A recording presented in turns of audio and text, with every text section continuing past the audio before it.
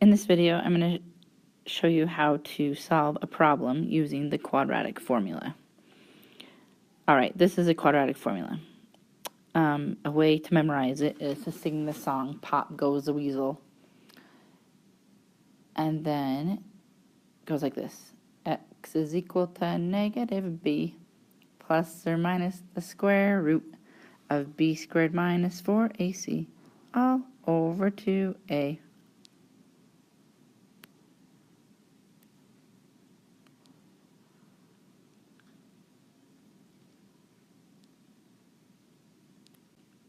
Okay, here's a problem. X squared minus 3x plus 5. So this problem cannot be factored because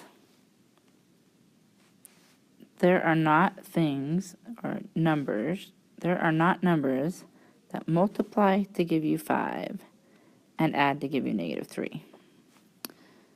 So only factors of 5 are 5 and 1. If I take 1 and 5 and subtract them, I get 5 minus 1 would give me 4. 1 minus 5 would give me negative 4. So I will never get negative 3. So you can't factor.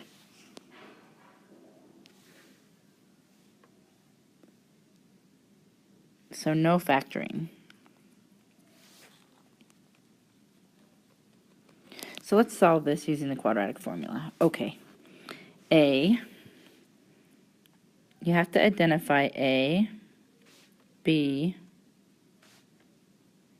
and C. In standard form, A is always with x squared, B is always with the x, and C is the constant. Okay, here we go. X. Alright, new color. X is equal to negative B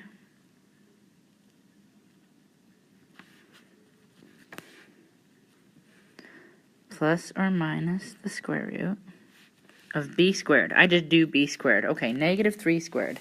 Negative 3 times negative 3 is 9. B squared minus 4. A is 1. C is 5. Okay. All over 2a. Okay, and now you simplify. Well, first thing you could simplify is this. The negative times the negative 3. So that gives me positive 3. The next thing you could simplify is the 2 times 1. So that gives you 2. And then in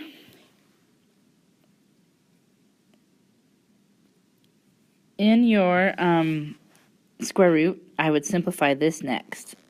Because it's multiply. Because you always, order of operations, say multiply before you add and subtract. So a common mistake is people go 9 minus 4, but you don't do that. Don't do that, that's bad. Alright, do this, yes. Negative 4 times 1 is negative 4, times 5 is negative 20. So you get 9 minus 20. Okay, next screen. So I have this. 3, oh wait, the heck. 9 minus 20, that's going to give me negative 11 all over 2. Well, you're almost done. Good job, you're almost done simplifying. Here's where we were. I did 9 subtract 20.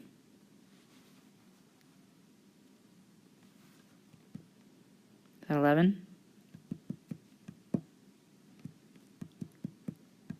Yeah, alright.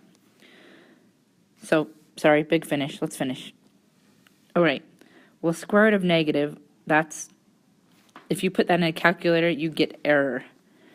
But how the mathematicians decide to deal with that is they say, oh, that's square root and, oh, I don't know what I just did, but